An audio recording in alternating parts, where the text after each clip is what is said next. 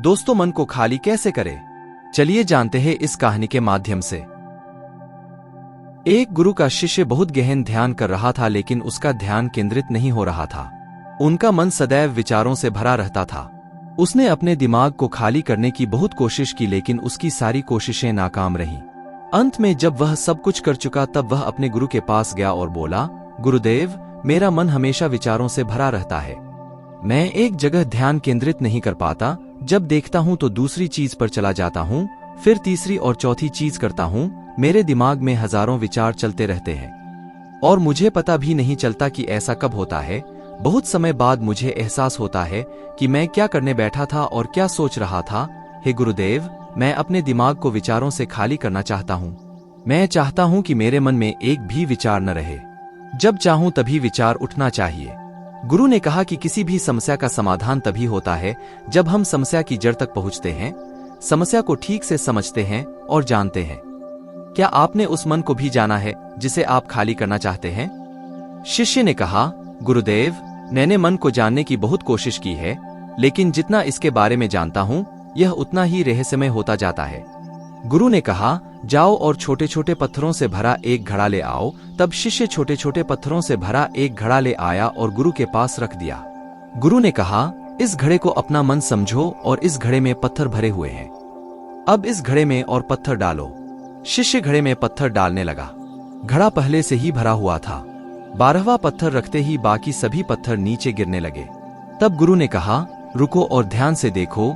अब घड़े में कोई पत्थर तो नहीं आ रहे हैं, बल्कि वह नीचे गिर रही है, क्योंकि यह भर गया है। इसमें जो भी आ सकता था वह आ गया, अब और पत्थर नहीं आएंगे। यदि आप दूसरा पत्थर लगाना चाहते हैं तो पहले पत्थरों को बाहर निकालना होगा। शिष्य ने तुरंत कहा, गुरुदेव, मैं समझ गया कि आप क्या कहना चाहते हैं, कि हमें अपने दिमाग को विचारों से खाली कर लेना चाहिए। गुरु मुस्कुराए और गुरु ने कहा, पहले पूरी बात समझो और फिर दिमाग को खाली करो। गुरु ने कहा कि हमारा मन इस घड़े के बिल्कुल विपरीत है।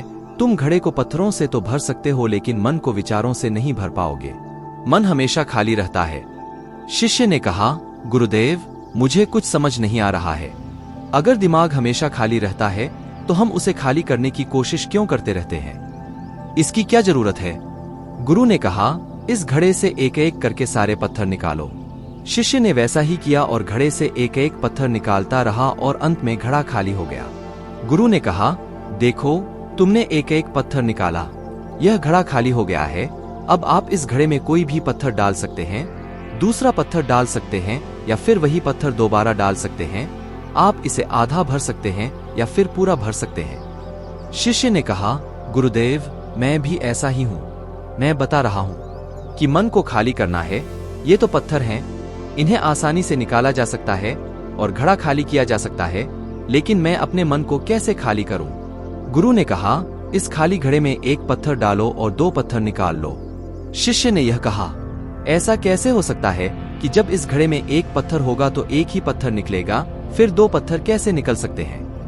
गुरु ने कहा, चलो ऐसा करो, इस घड़े में 2 पत्थर डालो और 4 पत्थर निकाल लो। शिष्य ने कहा, गुरुदेव, यह कैसे संभव हो सकता है? ये कोई चमत्कारी बर्तन नहीं है कि 1 डालो तो 2 निकालो, 2 डालो तो 4। गुरु ने कहा, यह घड़ा चमत्कारी नहीं है, लेकिन तुम्हारा घड़ा यानी तुम्हारा मन चमत्कारी है। यदि आप इसमें एक विचार निकालेंगे तो इसके पीछे 2 विचार होंगे। जब आप उन 2 विचारों को पकड़ते हैं तो उनके पीछे 4 विचार उभर आते हैं और वह खाली नहीं रहता। यह मन का भ्रम है कि सब कुछ है लेकिन कुछ भी नहीं है। शिष्य ने कहा, गुरुदेव, आप जो कह रहे हैं वह मैं समझ गया, लेकिन क्या मैं हमेशा अपने विचारों के जाल में फंसा रहूंगा? क्या मन के भ्रम से बाहर निकलने का कोई रास्ता है? बिल्कुल नहीं।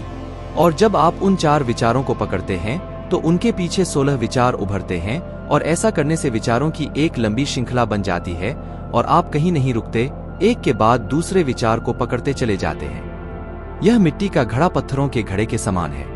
भरा रहेगा लेकिन आपका मन कभी नहीं भरता, वह हमेशा खाली ही रहता है। हमारा दिमाग भी एक विचार के बाद हमारे लिए हजारों विकल्प खोल देता है और हम एक मुख्य विचार को छोड़कर उन हजारों विकल्पों में फंस जाते हैं। शिष्य ने कहा, मैं आपकी बात अच्छी तरह समझ गया हूं, लेकिन अब मुझे क्या करना चाहिए? मेरा मार्गदर्शन करें।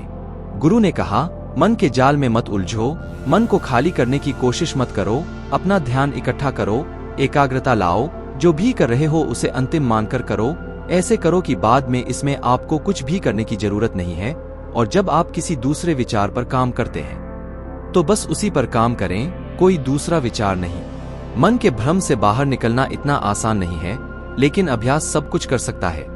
शिष्य ने कहा, गुरुदेव, मैं भी ऐसा ही करूंगा। यह समझाने के लिए आपका बहुत बहुत धन्यवाद। हम सभी अपने दिमाग को खाली करने की कोशिश करते हैं, मन में उठते बैठते विचारों से परेशान रहते हैं।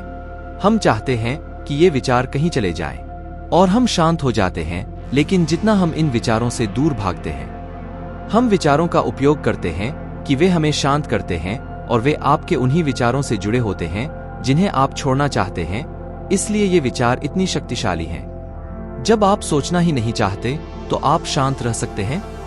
यह तभी संभव है जब आप शांत रहने की कोशिश करना बंद कर दें और अपनी समस्या को हल करने पर ध्यान दें। ध्यान केंद्रित करें और समझें कि चिंता करने से नहीं बल्कि सोचने से समाधान मिलता है। गुरु ने कहा, इस मिट्टी के बर्तन को पत्थरों से आधा भर दो। शिष्य ने वैसा ही किया। फिर गुरु ने कहा, अब इन पत्थरों में से एक पत्थर चुन लो और उस पत्थर की एक छोटी सी मूर्ति बनाकर मुझे दे दो। मैं जानता हूँ कि तुम एक अच्छे कलाकार हो। जब शिष्य ने 11वां पत्थर निकाला और उस पत्थर को तराशना शुरू किया तो उसे एहसास हुआ कि यह पत्थर अच्छा नहीं है।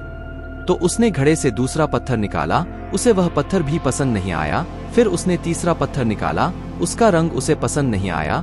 फिर उसने चौथा पत्थर निकाला, लेकिन उसे इस पत्थर में एक दोष निकला। इस प्रकार उसने लगभग सभी पत्थर बाहर फेंक दिए।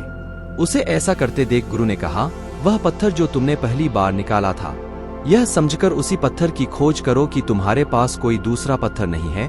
तब शिष्य ने उस पत्थर को ही खोजना शुरू कर दिया और उस पत्थर से उसने अपने गुरु की एक बहुत ही सुंदर मूर्ति बनाई और अपने गुरु को भेंट की और कहा, बहुत सुंदर, इस पत्थर से मूर्ति बनाई जा सकती है।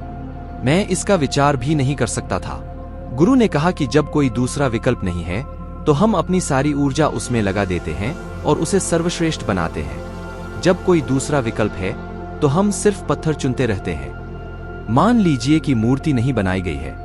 दोस्तों, आज की यह कहानी आपको कैसी लगी और इस कहानी से आपको और क्या सीखने को मिला, कृपया यह भी हमें कमेंट करके बताएं। साथ ही अगर आपको ये कहानी पसंद आई और ये आपके लिए उपयोगी लगी तो इसे अपने दोस्तों के साथ जरूर शेयर करें।